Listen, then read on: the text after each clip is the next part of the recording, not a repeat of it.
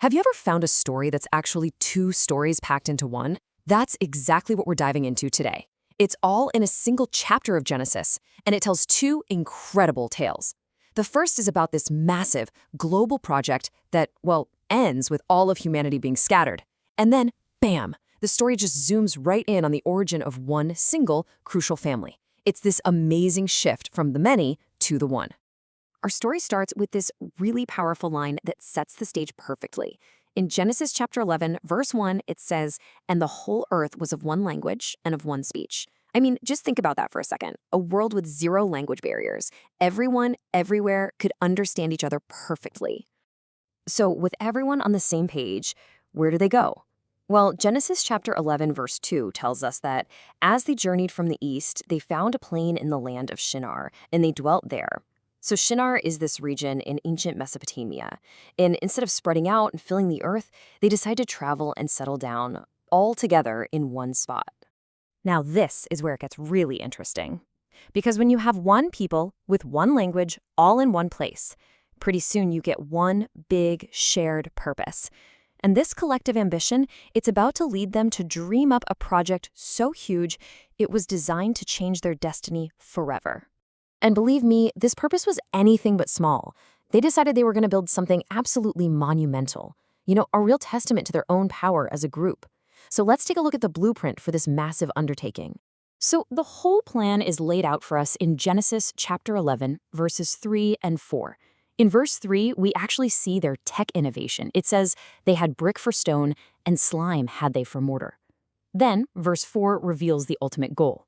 Build a city, and in that city, a tower with a top that reaches right into the heavens. And right here, this is the heart of it all. This is their motivation. Genesis chapter 11, verse 4 states it plain as day. Let us make us a name, lest we be scattered abroad upon the face of the whole earth. So they wanted to make a name for themselves, for sure. But the main goal? To avoid being scattered. They built this whole thing to make sure they stay together. You gotta remember that. It's the great irony of this entire story. Of course, a project this huge doesn't go unnoticed. According to Genesis chapter 11, verse 5, the Lord came down to see the city and the tower which the children of men builded. So this divine observation, it leads to a pretty critical assessment of what humanity is capable of. And here's the bottom line. Genesis chapter 11, verse 6 records the assessment, and it's a big one. It says, because the people are one and have one language, their potential is basically limitless. Quote, now nothing will be restrained from them which they have imagined to do. Their unity, their greatest strength, had made them unstoppable in their own eyes. Well, all that unchecked potential, it triggers a direct response. Their greatest strength, that incredible unity, is about to become the very reason they're divided. Okay, so the plan is described in Genesis chapter 11, verse 7. It was to confound their language, that they may not understand one another's speech. And the result? Well, Genesis chapter 11, verse 8 tells us it was immediate. The Lord scattered them abroad from thence, upon the face of all the earth, and they left off to build a city. And that place, the site of this huge event, it gets a new name. Genesis chapter 11, verse 9 tells us, therefore is the name of it called Babel, because the Lord did there confound the language of all the earth. So the name itself is basically a permanent reminder of what happened there. And just like that, the first story in our chapter is over. The one thing they built a tower to prevent, being scattered, is exactly what happened. The grand global story of human unity is finished. But from the pieces of this scattered world, the Bible immediately pivots to follow one single thread. Yeah, it's a really sharp turn. Genesis chapter 11, verse 10 kicks right off with, these are the generations of Shem. It's like the camera pulls way back from all of humanity and then zooms right in on this one specific family line. What follows is this incredibly meticulous genealogy. From Genesis chapter 11, verses 10 all the way through 26, we get this list tracing 9 generations. For instance, verse 10 tells us Shem was 100 years old when he had his son. And this direct line through history eventually leads us in verse 26 to one single man, Abram. And check this out. There's something fascinating tucked away in all those details. If you actually track the lifespans that are recorded in Genesis chapter 11, you see this dramatic drop. Shem, he lived for 600 years. A few generations later, Peleg lived 239. By the time we get to Nahor, who is Abram's grandfather, that number is down to just 148 years. You can almost feel the world changing just by looking at the numbers.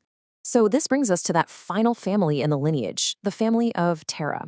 And just like the builders of Babel went on a journey, this family is about to start one of their own, but for a totally different reason.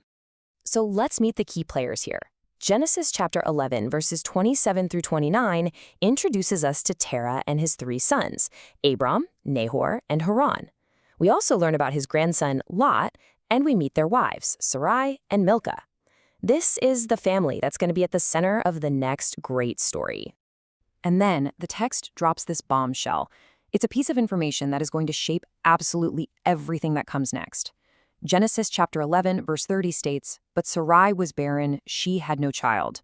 In a story that has been all about lineage and generations, this one sentence is just a massive, challenging detail. This really just highlights the incredible contrast between the two halves of this chapter. Right? The builders of Babel, as we saw in Genesis chapter 11, verse 4, were driven by this fear of being scattered. But Terah's family, according to Genesis chapter 11, verse 31, they're heading out on a journey with a clear destination, to go into the land of Canaan. One story ends in a forced dispersion. The other begins with a chosen journey. But this first part of their journey doesn't quite go as planned. Genesis chapter 11, verse 31 tells us that Terah took his family from Ur of the Chaldees, which is another city in Mesopotamia, to go to Canaan, and they came into Haran and dwelt there. They stopped. They fell short of their goal and just settled down halfway through their trip. And for Terah, the patriarch of the family, this is actually where his journey ends. The very last verse of the chapter, Genesis chapter 11, verse 32, states it simply. Terah lived to be 205 years old, and he died there, in the land of Haran. So this is where the chapter leaves us. We've got a global project left in ruins, a family journey halted in its tracks, a patriarch buried in a foreign land. The great story of scattering is done, but the story of this single family, it's really just on pause. And it leaves us with this huge question. With Terah gone, what is Abram going to do next?